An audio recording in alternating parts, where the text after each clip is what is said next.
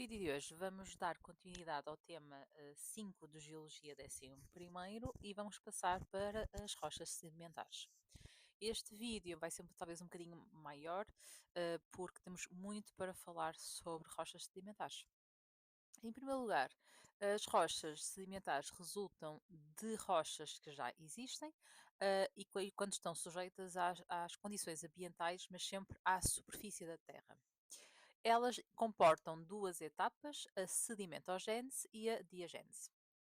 Por sua vez, a sedimentogênese comporta a meteorização, erosão, transporte e sedimentação, e a diagênese está relacionada com a compactação e cimentação. A sedimentogênese só origina sedimentos ou rochas sedimentares não consolidadas e é com a diagênese que vai levar à formação de rochas sedimentares consolidadas. Eu gosto particularmente desta imagem porque aqui começa já por nos dar uma visão do que é que acontece com o aumento da pressão e aumento da compactação por deposição de estratos, e o que nós vemos é que vai haver aqui uma libertação dos espaços, ou seja, os espaços que existem entre os sedimentos vão começar a deixar de existir, e isso é que depois vai permitir a tal aproximação entre eles e também a própria compactação. A cimentação depois também estará relacionado com elementos que vão estar dissolvidos na própria água. Existem dois tipos de meteorização. Existe meteorização física ou mecânica e química e bioquímica. Relativamente à meteorização física, ela consiste na degradação da rocha, ou seja, na formação de fragmentos de dimensões cada vez menores e que vão contribuir para aumentar a superfície de exposição aos diferentes agentes de meteorização. E são eles temperatura, gelo, cristalização de cristais nos poros, a ação dos seres vivos, a ação mecânica das ondas, a ação mecânica da água e do vento ou descompressão dos maciços rochosos. A química e bioquímica ocorre pela participação dos seres vivos, isto é, certos minerais vão se transformar noutros mais estáveis nas novas condições ambientais e pode ocorrer reações de dissolução, de oxidação ou de hidrólise. Começando aqui pela meteorização física, ela vai provocar o alargamento das fraturas e fendas e vai levar à degradação em fragmentos de dimensões cada vez mais pequenos. Como consequência deste processo, a rocha vai ficar, ou seja, a superfície da rocha vai estar mais exposta aos agentes de meteorização. E este aumento da superfície exposta também vai contribuir para que haja uma continuação na aplicação de diferentes agentes de meteorização e depois também leva à aplicação da própria erosão. O que nós estamos a ver aqui é uma ideia desse género, ou seja, nós começamos com um cubo e depois, com o processo de meteorização física, nós vamos ver uma decomposição em cubos mais pequenos e, portanto, a superfície exposta vai aumentando. Ainda na meteorização física, nós temos a termoclastia, ou seja, quando há grandes amplitudes térmicas diárias, ou seja, há uma grande diferença entre a temperatura durante o dia e a temperatura durante a noite, o que vai fazer com que os diferentes minerais que constituem a rocha vão acabar por sofrer dilatações e contrações. Dilatações durante o dia, contrações durante a noite. E o resultado deste processo vai levar a que ocorram fraturas na rocha e, portanto, elas vão ficando mais desagregadas e vão perder a tal coerência. A crioclastia é quando a água consegue penetrar nas fraturas, fendas, poros ou interstícios das rochas, devido a uma redução da temperatura e que vai poder congelar. A água congelada tem maior volume e esse aumento do volume vai acabar por levar ao alargamento das fraturas, o que pode depois levar à própria degradação da rocha. Já a haloclastia é quando a água que está a circular nas fraturas ou nos interstícios das rochas tem sais dissolvidos e estes sais podem precipitar e originar cristais. E esse crescimento de cristais no interior das fraturas vai levar ao alargamento e depois à posterior desagregação da rocha. Depois temos também a abrasão marinha, que é a ação mecânica das ondas, o embate das ondas nas costas rochosas e o choque dos materiais, ou seja, calhaus e areia, por elas que transportados, vai contribuir para aumentar a fraturação e fragmentação das rochas do litoral, que é o que nós estamos a ver aqui na primeira imagem, onde estamos a ver uma erosão, ou seja, um recuo das arribas. Na segunda imagem, o que nós estamos a ver é uma situação de abrasão eólica, ou seja, ação mecânica, também pode ser da água ou do vento. As correntes fluviais e marítimas, o vento e as torrentes que se formam após uma forte chuvada transportam detritos de várias dimensões que, ao chocarem com as rochas, vão provocar o seu desgaste e também fragmentação. Temos também, ainda na motorização física, a ação dos seres vivos, o crescimento das raízes de árvores e arbustos, a atividade de certos animais, por exemplo, a escavação, e a atividade do ser humano, ao nível das pedreiras, das minas e mesmo a própria poluição, pode contribuir para alargar as fraturas e também para a desagregação das rochas. O que nós estamos aqui a ver em baixo, na imagem A, foi uma situação em que houve um crescimento das raízes que acabou por danificar e desagregar as rochas onde ela tinha sido colocada, e na segunda, o que nós estamos a ver são pequenas cavidades que existem muitas vezes nas rochas do litoral que ocorrem por escavação por parte de moluscos. Também temos a descompressão dos maciços rochosos, ou seja, muitas rochas elas formam-se em condições de pressão e temperatura muito diferentes daquelas que se verificam à superfície da Terra. E quando, por ação de movimentos tectónicos, estas rochas passam a estar à superfície, elas, ou seja, ocorre uma descompressão. E como ocorre esta descompressão, vai acabar por levar à formação de diaclases, fazem parte das fraturas. Também temos a meteorização diferencial, ou seja, que resulta do facto de as rochas possuírem diferentes graus de resistência à meteorização. Portanto, o que nós estamos a ver nesta imagem, que são as chamadas portas de Rodão, elas constituem uma formação geológica, mas em que nós temos uma meteorização diferente, ou seja, temos aqui rochas que foram menos resistentes à meteorização e, portanto, foram também desagregando, enquanto que há rochas que foram mantidas porque são mais resistentes. Passamos então para a meteorização química, que consiste na alteração química ou de composição de certos minerais e na sua transformação noutros minerais mais estáveis nas novas condições ambientais. Em muitos destes processos pode ocorrer a intervenção de seres vivos e aí nós dizemos que a meteorização é bioquímica.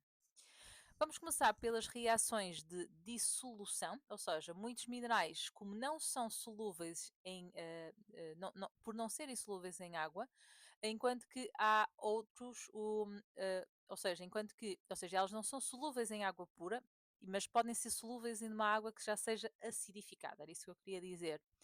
E a acidificação da água, de uma forma natural, ocorre pela dissolução do CO2 e do dióxido de carbono, que pode existir na atmosfera ou que existe no solo.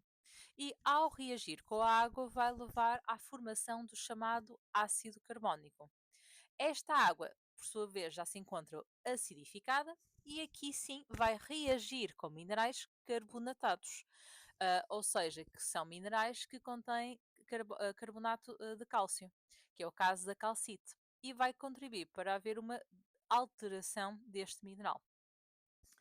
Portanto, aqui temos como exemplo, já falei da calcite, portanto, ou seja, certo, e também temos a alite, que é o sal gema ou sal de cozinha, e temos o gesso, que são solúveis em água. Depois, passando para as reações de hidrólise e de hidratação, eles são dois processos que, no fundo, agem de forma conjunta. A hidratação vai, no fundo, permitir a incorporação da água na estrutura dos minerais e depois a hidrólise vai levar à alteração do mineral pela água. Portanto, o dióxido de carbono, que vai estar presente na água, vai levar à formação do chamado ácido carbónico, que vai contribuir para aumentar a concentração do íon H+, e que, por sua vez, vai acelerar o processo de hidrólise. Aqui como exemplo temos os silicatos. que são minerais muito afetados pelas reações de hidrólise e de hidratação. Por último, temos as reações de oxidação. E aqui nós temos minerais que, ao serem ricos em ferro, vão facilmente reagir com o dioxigênio e vão oxidar. O que é que isso significa? Vão perder eletrões. Em minerais que sejam ferromagnesianos, ou seja, compostos por ferro e magnésio, o ferro também vai reagir com o O2, ou seja, o ferro ferroso, e vai dar origem ao ferro férrico. E este aspecto mais visível desta alteração é pelo aparecimento de uma cor avermelhada. Alguns minerais, como o caso das olivinas, as piroxenas, as afíbulas e as biotites, são ricos em ferro e, portanto, facilmente sofrem reações de oxidação. Voltando aqui, ainda dentro da meteorização química, à hidrólise e à dissolução, nós estamos a ver aqui na imagem do lado direito a hidrólise do feldespato potássico e a dissolução da calcite. Portanto, o que é que nós estamos a ver aqui? Que na atmosfera a água vai reagir então com o dióxido de carbono, originando ácido carbónico. Este ácido carbónico pode depois dissociar-se em os iões de hidrogênio, ou seja, iões H+, e os iões de hidrogênio carbonatos, e depois os íons H+, podem reagir com os minerais. Ou seja, os ácidos do solo vão contribuir com mais íons H+, e ao reagir com o feldespato potássico, vai dar origem a calinite, que é o mineral da argila. Portanto, a monitorização do feldespato, no fundo, vai originar não só a calinite, mas também libertar íons que depois vão se dissolver na água do solo. Ou então, os íons H+, podem reagir com a calcite e a calcite depois vai se dissolver completamente e originando o íon hidrogenocarbonato e o cálcio.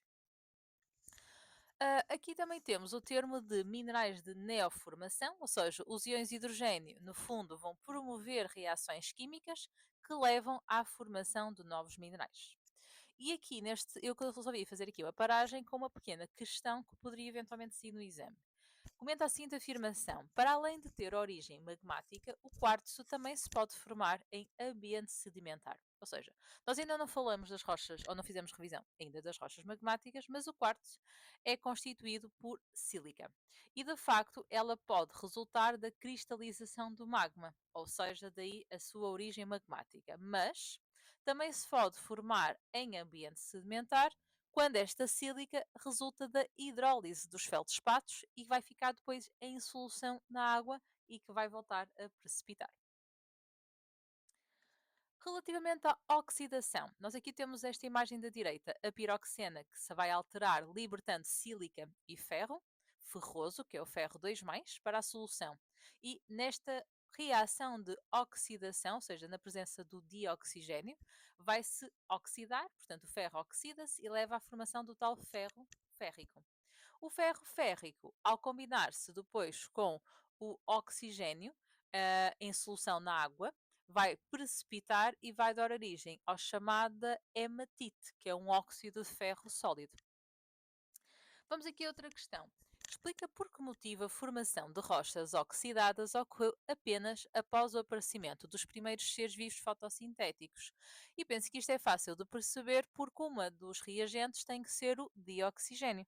Portanto, os primeiros seres vivos fotossintéticos são aqueles que são responsáveis pela produção de oxigênio e este oxigênio acumulou-se na atmosfera e levou à formação, no fundo, de uma atmosfera oxidante.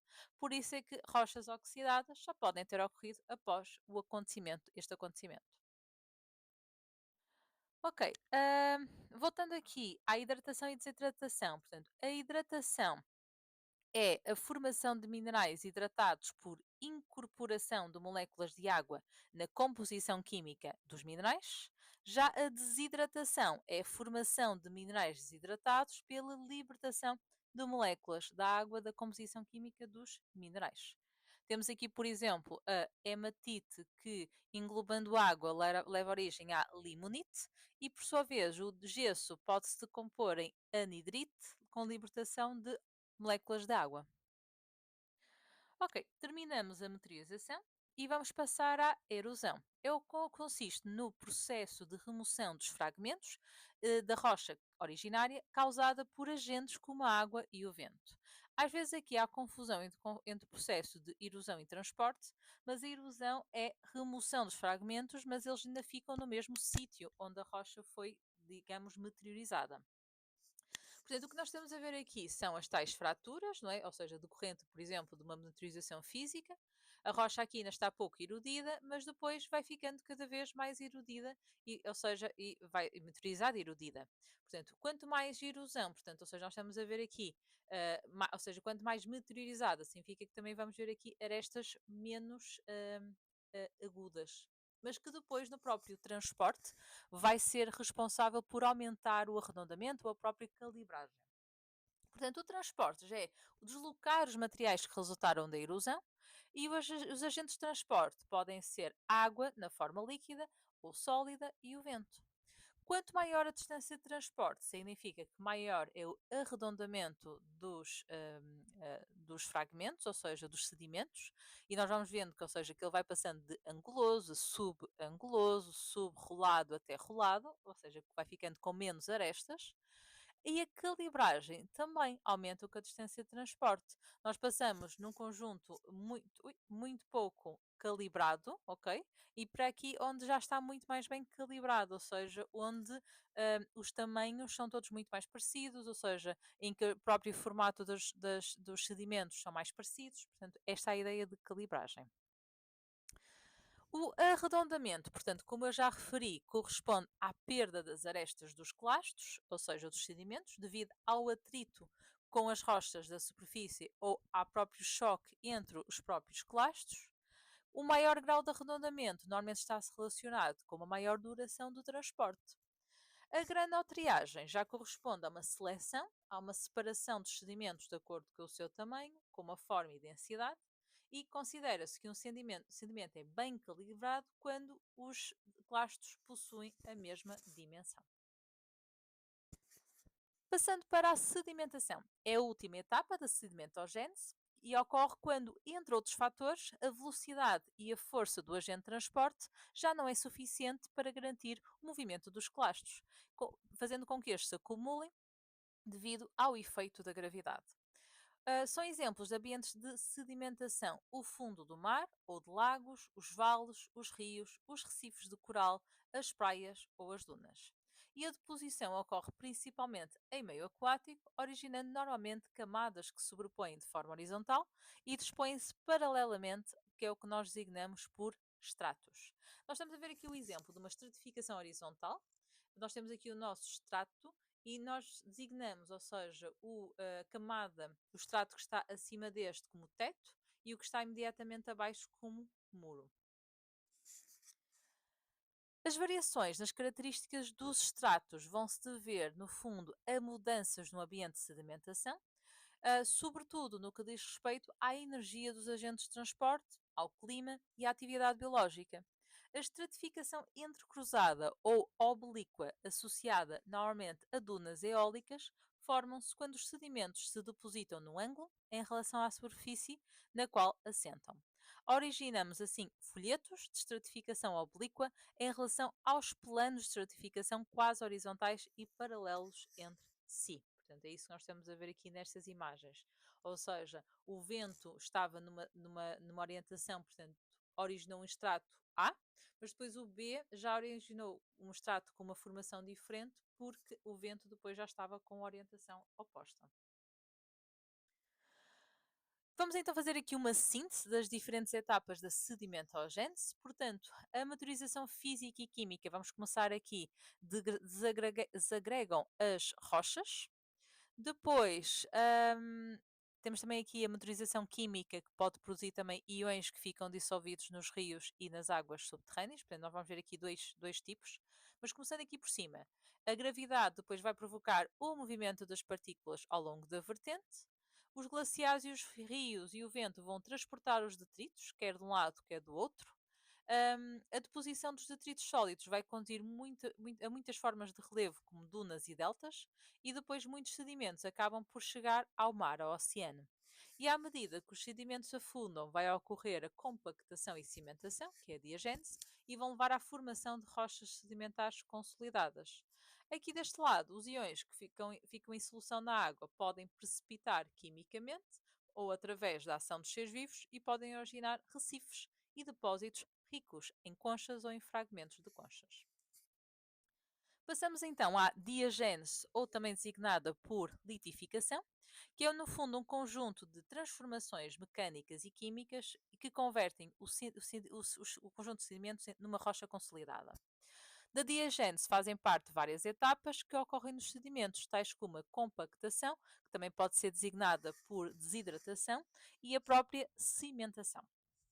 Portanto, no caso da compactação, devido à pressão que é exercida pelos sedimentos que vão sendo acumulados, o volume dos poros num sedimento vai se reduzir e isso vai levar à tal desidratação, porque a água que estava contida nesses sedimentos vai ser expulsa.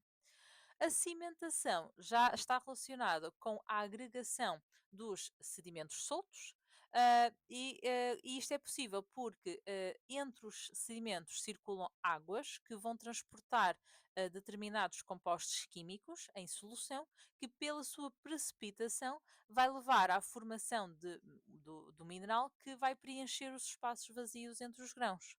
Os materiais que formam o cimento podem resultar, por exemplo, da precipitação de carbonato de cálcio, de sílica ou mesmo de argilas. Quando não ocorre a cimentação, as rochas vão ser constituídas por detritos soltos e por isso designam-se por rochas desagregadas, que é o caso da areia. Pelo contrário, se ocorrer a cimentação, as rochas são designadas por rochas consolidadas, que é o arenito.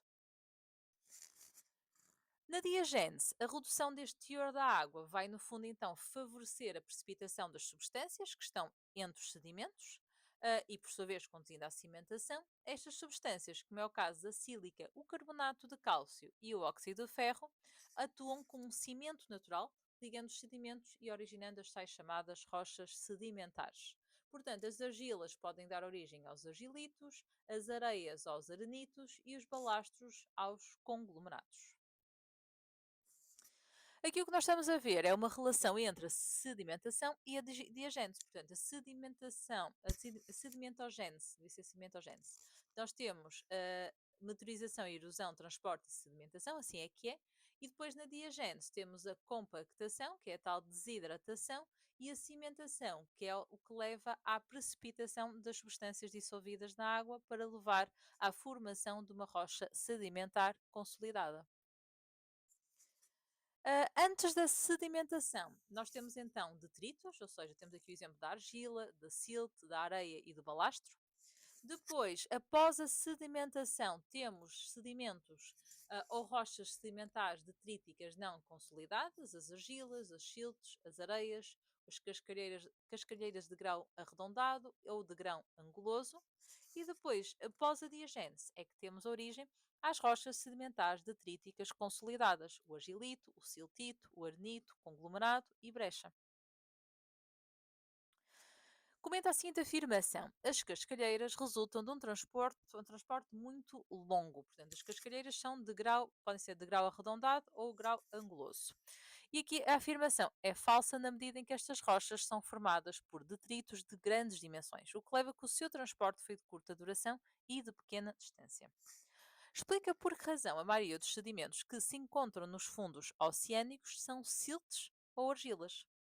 O que é que acontece? As siltes e argilas são detritos de pequenas dimensões, portanto, a água e o vento conseguem transportá-los por longas distâncias e por isso são aquelas que chegam em maior quantidade aos oceanos e também por essa razão se depositam em maior quantidade no seu fundo.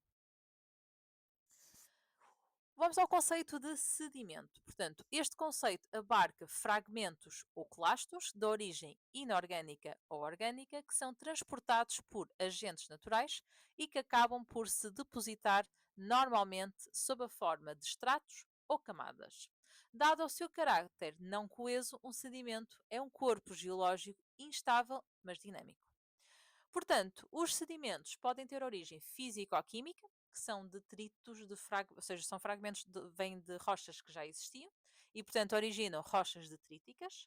Podem ter origem química, que resultam de substâncias dissolvidas na água e, portanto, designam-se por rochas quimiogénicas, ou que vão dar origem a rochas quimiogénicas, e depois temos os sedimentos de origem biológica, que são substâncias químicas que foram produzidos ou que resultaram da atividade de seres vivos ou de fragmentos das suas partes duras, e vão originar as chamadas rochas biogénicas.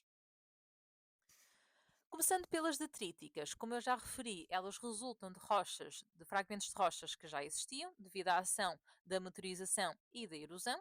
Os fragmentos são designados por detritos ou clastos, e para além destes detritos, estas rochas podem também integrar outros materiais, como restos de seres vivos ou minerais que entretanto precipitaram, mas, no entanto, em proporções mais reduzidas. Após a diagénese, os sedimentos tornam-se agregados coerentes, formando rochas sedimentares detríticas. Nós já tínhamos falado sobre elas, ou seja, temos o conglomerado, a breixa, o arnito, o siltito e o argilito. Nas quimiogénicas, a precipitação dos materiais dissolvidos vai ser responsável pela formação das rochas sedimentares quimiogénicas e pode ocorrer devido à evaporação da água ou devido à alteração de condições da solução, como por exemplo a variação da pressão ou da temperatura. Os evaporitos são rochas com estrutura cristalina formada por cristais que precipitam durante a evaporação da água. Temos como exemplo o sal-gema, que é constituído pelo mineral halite, que no fundo é o cloreto de sódio, e resulta da evaporação em lagos salgados ou baías ao longo do oceano. O gesso é um mineral de sulfato de cálcio e é formado pela evaporação de águas salgadas em lagos. Os evaporitos resultam então da precipitação de sais minerais em ambientes aquáticos de água salgada ou salobra e que se encontram em áreas quentes e áridas de intensa evaporação.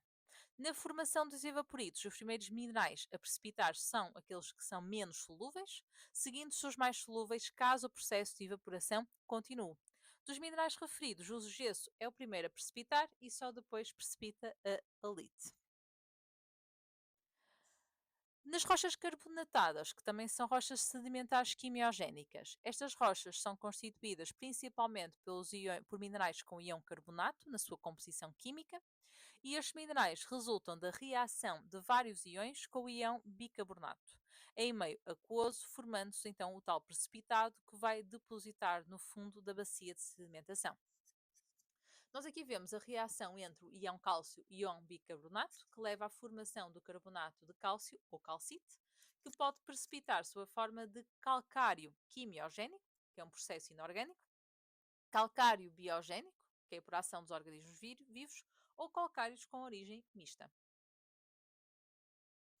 Nas áreas calcárias, no fundo da água pode também se infiltrar com facilidade pelas fraturas da rocha, provocar a dissolução que está na origem do modelo cárcico. Esta água rica no íon bicarbonato circula depois nas grutas, permitindo a precipitação do carbonato de cálcio que forma os travertinos, bem como as estalactites e estalagmites. O modelado ou modelo cárstico corresponde a uma paisagem típica nas regiões calcárias. E nós temos o lapiaz, que são elementos da paisagem cárstica que se formam como resultado da meteorização química do calcário. Em consequência desta ação, a rocha fica esculpida por sulcos e cavidades que fazem lembrar um conjunto de ruínas. Temos também a terra roça. Ela é uma argila que se acumula no interior dos sulcos e cavidades que formam o lapiaz. Esta terra é constituída por argila, óxidos de ferro e calcário. E tem uma cor normalmente vermelha, que é resultado da presença de óxidos de ferro. As galerias e as grutas resultam da ação química das águas subterrâneas que circulam no interior dos maciços calcários. O trabalho permanente de dissolução do calcário vai depois levar ao aparecimento de pequenas cavidades, que são as galerias, ou de amplas cavidades, que são as grutas. As estalactites, estalagmites e colunas são estruturas que se formam por precipitação do carbonato de cálcio a partir das águas subterrâneas, originando depósitos com grande variedade de formas. Elas podem morfologicamente distribuir-se em dois grandes tipos, que são os pendentes, que vêm do teto e que normalmente são designados por estalactites, e os que estão no pavimento da gruta, que são as estalagmites. Quando ambas se encontram, vão formar uma coluna. Uma parte dos calcários formados nos oceanos também tem origem quimiogénica e a precipitação do carbonato de cálcio ocorre como consequência de variações ambientais. Ou seja, a fotossíntese é responsável por remover dióxido de carbono da água, portanto, a água vai ter menos dióxido de carbono, logo vai ser menos ácida e, portanto, o sistema vai reagir no sentido de aumentar a quantidade de carbonato de cálcio, ou seja, de precipitá-lo. Nas biogénicas, nas rochas sedimentares biogénicas, elas são formadas essencialmente por sedimentos de origem orgânica, ou seja, que resultam direta ou indiretamente da intervenção dos organismos. Dentre estas rochas com esta origem, nós podemos considerar o calcário, os carvões e o petróleo. Os calcários biogénicos são formados essencialmente pela acumulação de conchas de seres vivos marinhos, e estes seres vivos fixam o carbonato de cálcio e formam peças esqueléticas, que é o caso das conchas. Os calcários conquíferos. Quando os seres vivos fixam o carbonato de cálcio sob a forma de conchas, morrem. As conchas acumulam-se no fundo do oceano, onde depois podem ser cimentados por carbonato de cálcio, originando este tipo de calcário, que é o que nós estamos a ver aqui em baixo. E por último, os recifais, que são os locais em que existem corais, podem-se formar calcários como resultado da acumulação de carapaças de ouriços do mar e fragmentos de algas. A gênese dos petróleos e dos carvões está relacionada com a fossilização de matéria orgânica que provém do plâncton e da flora continental, para o petróleo e para os carvões, respectivamente. Por isso, o plâncton para o petróleo e a flora continental para os carvões. A evolução desta matéria orgânica requer a existência de um conjunto de condições favoráveis, nomeadamente meios em que se verifiquem condições anaeróbias, ambientes costeiros, lagunares ou meios lacustres, afundimento progressivo dos sedimentos nas bacias de sedimentação como consequência de fenómenos tectónicos. Como consequência da subsidência anterior, os sedimentos vão se deslocar para meios em que há mais ausência de oxigênio, e nestas condições os sedimentos orgânicos vão sendo transformados devido à ação de organismos anaeróbios e às novas condições de temperatura e de pressão. O carvão, por si só, resulta da transformação de restos vegetais que estão acumulados no fundo de pântanos, de lagunas e deltas fluviais, através da ação de bactérias anaeróbias que provocam a decomposição dos hidratos de carbono e do enriquecimento progressivo em carbono. A turfa é um sedimento que se forma a partir da decomposição parcial da matéria orgânica depositada em ambientes pouco oxigenados, em ambientes lacustres e lagunares. E este sedimento pode ter muito material orgânico e água, e não é considerado ainda um carvão. Caso estes sedimentos orgânicos sejam continuamente cobertos por outros materiais, vai haver um aumento gradual da pressão e da temperatura e inicia-se a diagênese, que inclui o processo de incarbonização. Ou seja, durante este processo vai-se verificar um enriquecimento progressivo em carbono e uma redução de água e de materiais voláteis. E deste modo vão-se formar-se diferentes tipos de carvões, que é como a lignite, o carvão betuminoso ou hulha e a antracite, que é isso que nós estamos a ver aqui nesta imagem. Portanto, o potencial calorífico dos carvões é tanto maior quanto maior for a percentagem de carbono e menor a percentagem de voláteis e água. A antracite, na verdade, sob determinadas condições de pressão e temperaturas mais elevadas, pode originar a grafite. O petróleo, na sua forma bruta, é menos denso do que a água, tem uma cor normalmente escura e um odor acre, é constituído, para além dos hidrocarbonetos, por azoto, enxofre e oxigênio. Forma-se a partir de matéria orgânica acumulada nos sedimentos como resultado de uma série de fatores biológicos, físico-químicos e geológicos, que, ao atuar conjuntamente, vão originar os hidrocarbonetos. Quais são os fatores? Primeiro fator: preservação de minúsculos seres vivos, normalmente fitoplâncton e zooplâncton, após a sua deposição em ambientes aquáticos pouco profundos, pouco agitados e pobres em oxigênio, como é o caso dos lagos e dos mares. Segundo fator: rápida deposição de finas camadas de sedimentos, por exemplo, argilas ou carbonatos, que vai permitir isolar estes restos orgânicos da ação das bactérias decompositoras e que são aeróbias. Terceiro fator, alterações físico-químicas, que devido à compactação e afundimento destas camadas. Se as camadas forem ricas em matéria orgânica e sujeitas a temperaturas da ordem dos 120 graus Celsius durante milhares de anos, toda aquela matéria orgânica vai transformar-se por decomposição anaeróbia num líquido negro e espesso, que é o que nós chamamos de petróleo ou crudo. Portanto, o que nós estamos a ver aqui é, lá está, o plâncton e a argila que flutuam na água depositam-se e acumulam-se no fundo. Com o passar do tempo, vão-se acumular mais sedimentos por cima da camada rica em plâncton e vai comprimi-la, e passou aqui mais para baixo.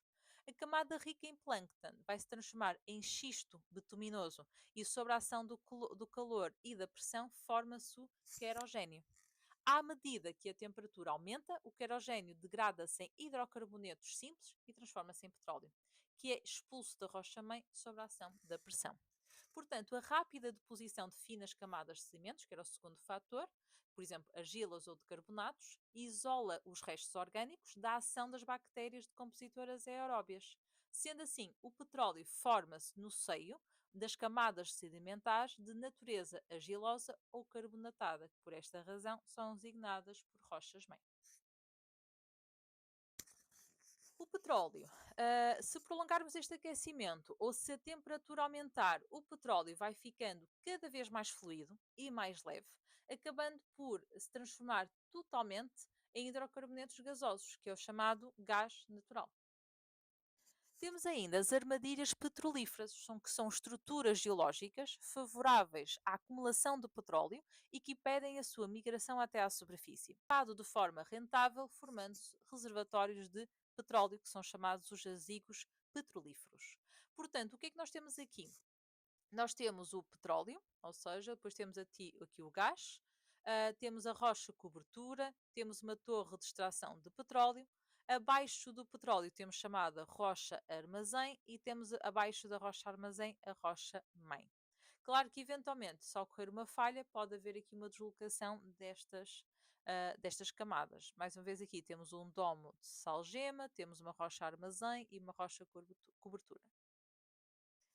A rocha-mãe é a rocha na qual ocorre todo o processo evolutivo que leva à transformação dos detritos orgânicos em hidrocarbonetos.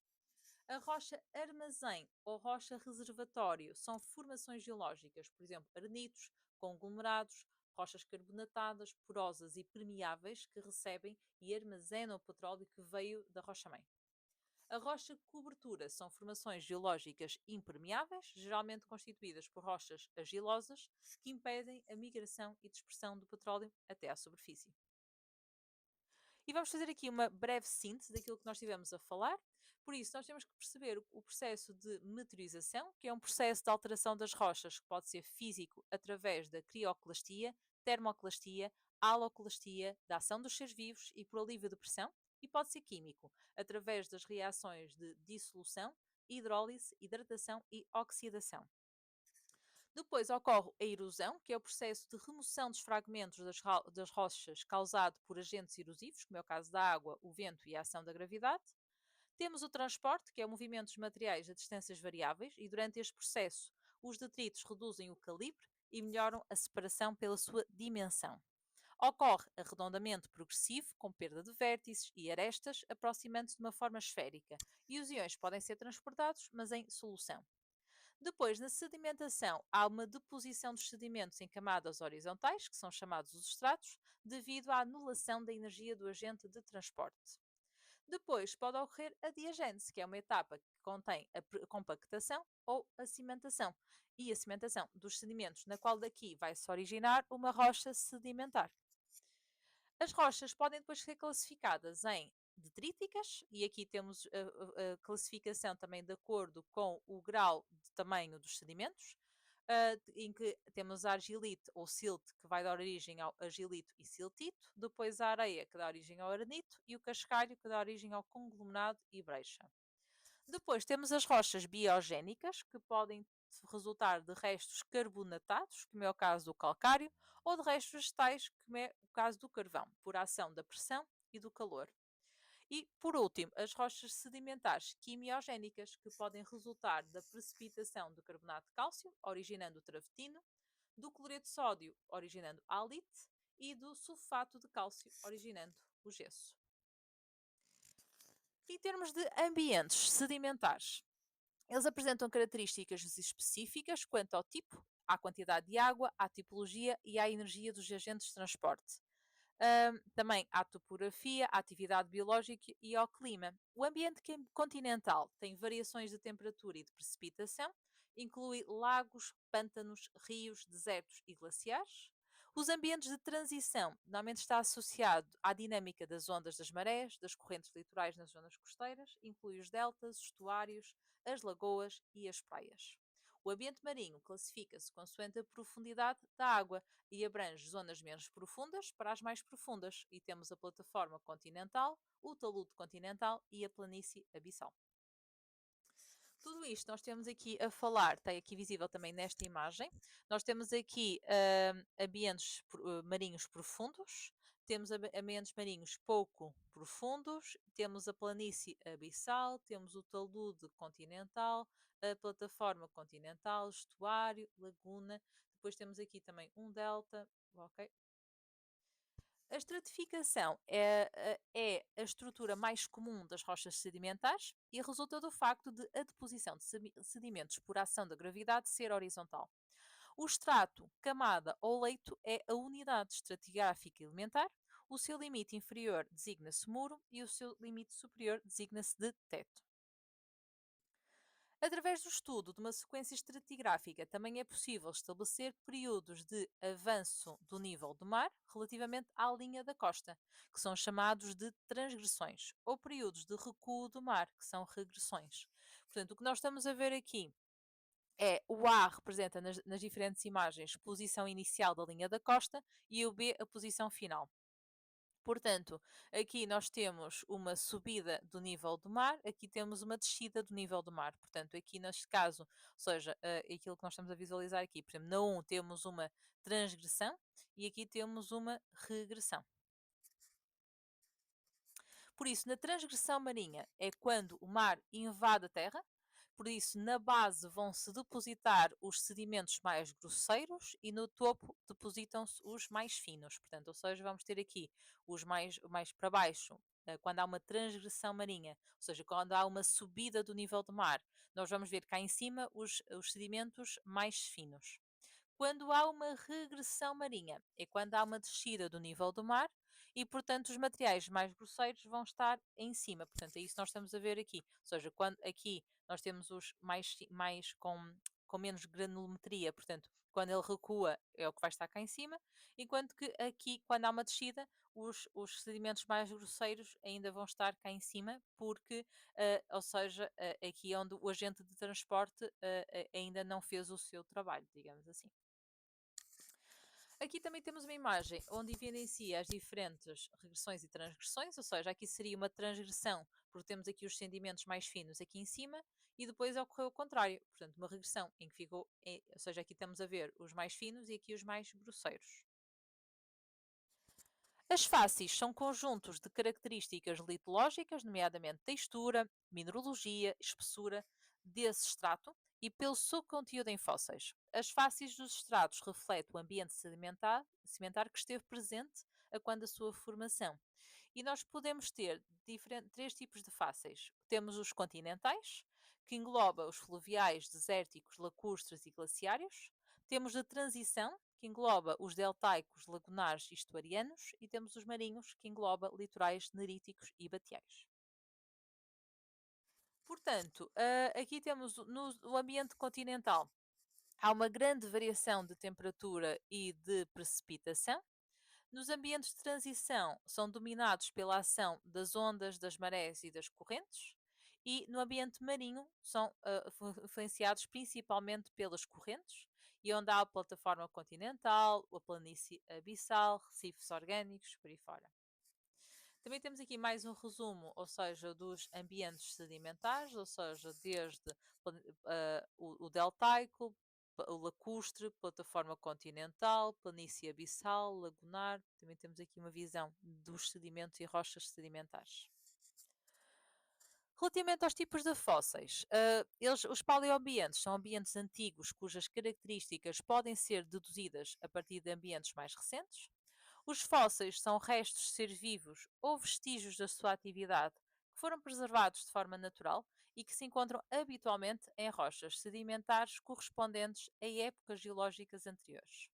E temos os somatofósseis, que nós podemos subdividir em somato, portanto, corpo mais fóssil, ou seja, restos de seres vivos, ossos, dentes ou folhas, e os icnofósseis, portanto, icno vem de vestígio, ou seja, vestígio da atividade. Pegadas, pistas de reptação, ovos, que fornecem informações sobre os seres vivos que as deixaram, desde o tamanho do organismo aos seus hábitos alimentares e ao seu modo de locomoção, entre outras. Quais são as condições necessárias, ou seja, como é que ocorre o processo de fossilização? Portanto, o organismo morre, as partes moles do organismo vão ser decompostas, os sedimentos finos que cobrem e preservam o esqueleto sofrem diagênese, formando-se rochas sedimentares. O esqueleto vai ficar mineralizado, portanto, os minerais que existem no meio vão substituir a matéria orgânica. Movimentos tectónicos vão permitir o afloramento da rocha que continha o fóssil e depois a erosão da rocha também vai permitir expô-la à superfície. Portanto, há três condições necessárias à fossilização: ambientes anaeróbios e com baixas temperaturas, corpos com partes duras e o rápido enterramento após a morte dos organismos. Vamos então aos processos de fossilização. Portanto, os restos dos seres vivos, como conchas ou carapaças, moldam os sedimentos finos que os envolvem ou preenchem o seu interior. E podemos ter o molde externo, que é a preservação da morfologia da parte externa dos restos dos seres vivos, ou o molde interno, que é a preservação dos aspectos do interior das estruturas. A mineralização, as partes duras, como os ossos, conchas ou madeira, reagem com substâncias em solução na água subterrânea, enquanto as partes duras vão sendo lentamente destruídas, os poros que resultam do processo são preenchidos com matéria mineral formada por reação de precipitação. Os vestígios orgânicos são substituídos por minerais que, deste modo, assumem a forma original da estrutura fossilizada. Já a conservação é quando ocorre a preservação parcial ou integral dos organismos. Estes fósseis, geralmente de insetos, são frequentes no âmbar, uma resina endurecida de antigas árvores que os isolou, e o gelo também proporciona meio de conservação, tal como aconteceu com os mamutos que foram conservados nos solos gelados da Sibéria. A impressão é uma fossilização associada à preservação de folhas e de tecidos animais delicados. Ocorre quando sedimentos finos isolam estes restos e sofrem afundamento. O aumento da pressão ao longo do tempo geológico causa a expulsão dos componentes líquidos e gasosos deste conjunto, e a estrutura restante, rica em carbono no interior da rocha, mantém os principais aspectos texturais do tecido inicial. Após o desaparecimento do resíduo de carbono, sobra uma réplica na superfície onde se encontra impressão. Portanto, há a tal cobertura de sedimentos, há um aumento gradual da pressão e da temperatura que leva depois à libertação da água, de voláteis e de carbono, e o que fica no final é então uma impressão. A incarbonização dá-se um enriquecimento progressivo em carbono devido à perda de outros constituintes, como o hidrogênio e o oxigênio, por combustão lenta em ambiente anaeróbio. Vamos aqui a uma pergunta. Explica por que razão os sedimentos mais grosseiros, como os balastros, não permitem boas condições de fossilização. Isto deve-se a porque são cimentos de grandes dimensões e, portanto, vão permitir a circulação da água, ou seja, porque ficam grandes espaços entre eles. E este aspecto vai diminuir o isolamento do ser vivo, vai mantê-lo em condições aeróbias em vez de anaeróbias, o que vai contribuir para facilitar a sua decomposição e ficar sujeito a processos de oxidação e, portanto, inviabilizar a fossilização. Que tipos de fósseis nós temos? Nós temos os chamados fósseis de idade ou estratigráficos, são fósseis que permitem datar as rochas ou os estratos onde estão presentes. Estes fósseis pertencem, na verdade, a organismos que viveram à superfície da Terra durante um período relativamente curto, ou seja, têm uma menor distribuição estratigráfica e definido no tempo geológico e que tiveram uma grande distribuição geográfica. Temos o exemplo das trilobites e das amonites.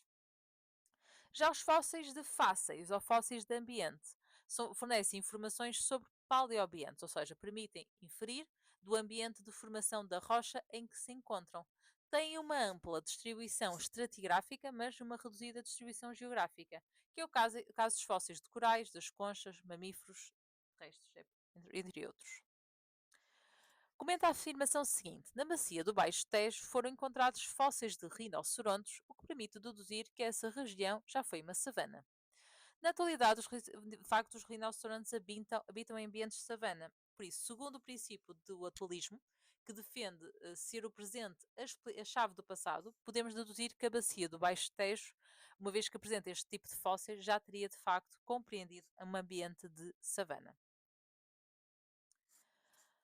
Vamos aos princípios de estratigrafia, ou seja, o princípio da sobreposição dos estratos, que nos diz que numa sequência de estratos não deformados de rochas sedimentares, qualquer estrato inferior ao outro é sempre mais antigo do que este. Temos aqui este exemplo que acho muito interessante, ou seja, nós depositamos, né, um extrato, com o tempo nós depositamos outro, mas este é o mais antigo. E se eu depositar outro, então este seria mais recente, este mais antigo e este mais antigo. Depois temos o princípio da horizontalidade original. Os estratos são formados a partir de sedimentos depositados horizontalmente, de acordo com a influência da gravidade, em camadas horizontais ou próximas da horizontalidade. Portanto, significa que isto seria antes da inclinação e depois isto depois da inclinação. O princípio da continuidade lateral diz-nos que os estratos originados são camadas contínuas que se estendem em todas as direções. Ao se encontrarem em duas ou mais regiões afastadas, é possível na mesma relacioná-los cronologicamente, estratos idênticos, desde que as seguintes sequências de posição sejam semelhantes, ou seja, não tenha havido algo que tenha levado a alguma inversão. Por isso, o princípio da continuidade equilateral permite inferir que os estratos eram originalmente contínuos nos dois lados, ou seja, nós estamos a ver exatamente a mesma sequência estratigráfica dos dois lados. O princípio da identidade paleontológica, a presença do mesmo fóssil de idade ou do conjunto de fósseis iguais em estratos geograficamente distantes, permite concluir que esses estratos possuem a mesma idade relativa. Ou seja, estratos com o mesmo conteúdo fóssil têm a mesma idade relativa. O princípio da interseção. Se um extrato for interceptado por outra estrutura geológica, a estrutura que intersecta será sempre mais recente do que as rochas que já estavam lá. Temos aqui o exemplo de uma intrusão magmática, um filão de diques, portanto, significa que neste caso, ou seja, a intrusão magmática é mais recente do que estes dois estratos. A filão é mais recente do que os três estratos, portanto, seria essa a ideia. Princípio da inclusão. Os fragmentos de uma rocha incorporados no interior de outra de tipo diferente são mais antigos do que esta última. Portanto, os fragmentos aqui de granito são mais antigos do que o estrato que os contém. Portanto, ou seja, a ideia de que essas rochas, esses estratos, esses fragmentos já existiam e que depois foram incorporados numa determinada extrato que se formou. Temos aqui a história geológica de uma região. Sem querer andei. Portanto, no passado, ou seja, o que é que poderá explicar o que é que aconteceu aqui? Temos o princípio da sobreposição, portanto, o extrato mais antigo é o da base e o mais recente é o do topo. Também temos aqui o princípio da horizontalidade, os estratos depositam-se na horizontal. E temos o princípio da continuidade lateral, refere que os sedimentos se estendem lateralmente em todas as direções. Pode ter ocorrido movimentos tectónicos que levou à deformação dos estratos, que é posterior à sua deposição. Depois houve aqui a inclusão de uma intrusão matemática que incluiu alguns fragmentos de rochas que já existiam. O princípio da interseção, a tal ideia de qualquer estrutura geológica, falha ou intrusão magmática que intercepta outras, é a mais recente. E depois, devido a movimentos tectónicos ou uma regressão marinha, os estratos expostos ficaram sujeitos à erosão, portanto, e foram eventualmente desaparecendo. Aqui outra história geológica. De acordo com o princípio da sobreposição, os estratos A, B, C e E depositaram-se da base para o topo. O A é o mais antigo. Ocorreu depois a imersão do conjunto I, ou seja, nós temos A, B, C e depois houve aqui qualquer coisa que se passou. Então, o que é que aconteceu? Houve a imersão do conjunto e a formação de uma soleira, que é o D. ou seja, apareceu aqui o D. A soleira é mais recente que os estratos C e E, pois, segundo o princípio da eclosão, se uma massa ígnea contém fragmentos de estratos adjacentes, esses últimos devem-se ter formado em primeiro lugar. Depois, ocorreu aqui o princípio da interseção, ali a intrusão do dique F. Depois, passamos ali para o 4. Os movimentos tectónicos originaram a deformação de todo o conjunto, o qual foi posteriormente submetido a um episódio erosivo, tem ali rocha erodida. Depois, a seguir, ocorreu uma imersão e a deposição dos estratos G, H, I, J e K na horizontal, originando uma discordância angular. De acordo com o princípio da sobreposição, por se encontrar no topo, o K era o mais recente. Por fim, ocorreu uma nova imersão e, consequentemente, um novo episódio erosivo que levou-lhe à formação de uma superfície irregular. Aqui é um exercício. Aplicando os princípios da estratigrafia, ordena os acontecimentos geológicos apresentados na figura. Então, o que é que nós temos aqui? A formação das camadas A, B, C e E. C, portanto, significa que foi posterior. Escalão F. Depois ocorreu hum, a deformação com a inclinação dos estratos E e F e posterior erosão. Portanto, nós estamos a ver aqui uma inclinação e temos aqui uma erosão. Depois há a formação de mais estratos, aqui do H, do I, do J e do K e do G também. E por fim, depois levou à imersão e erosão já na atualidade. Temos aqui também as chamadas escalas de tempo geológico, ou seja, nós dividimos a escala de tempo em eras, que é a era paleozoica, era mesozoica e era cenozoica. Dentro da paleozoica, nós temos o câmbrico, ordovícico, silúrico, devónico, carbónico e pérmico. Depois, na transição para a era mesozoica, eu acho que aqui, no fundo, o mais importante é na transição, ou seja, da paleozoica para a mesozoica, houve no fundo. Tem que haver sempre alguma coisa que se destaque, não é? No final, ou seja, nós podemos dizer que houve uma extinção de espécies muito importantes, e principalmente das trilobites, e houve a formação do chamado supercontinente Pangeia. Quando passamos para a Mesozoica, nós temos o Triássico, Jurássico e Cretácico. O que é que acontece? Do Triássico para o Jurássico há também uma extensão em massa, mas surgem os primeiros dinossauros. Depois, no Jurássico, há aparecimento dos primeiros mamíferos. No Cretáceo, ocorre novamente uma extensão em massa, principalmente dinossauros e amonites. E depois leva, então, devido a esta extensão, passa para a era Cenozoica, onde há o Paleogénico, Neogénico e Quaternário.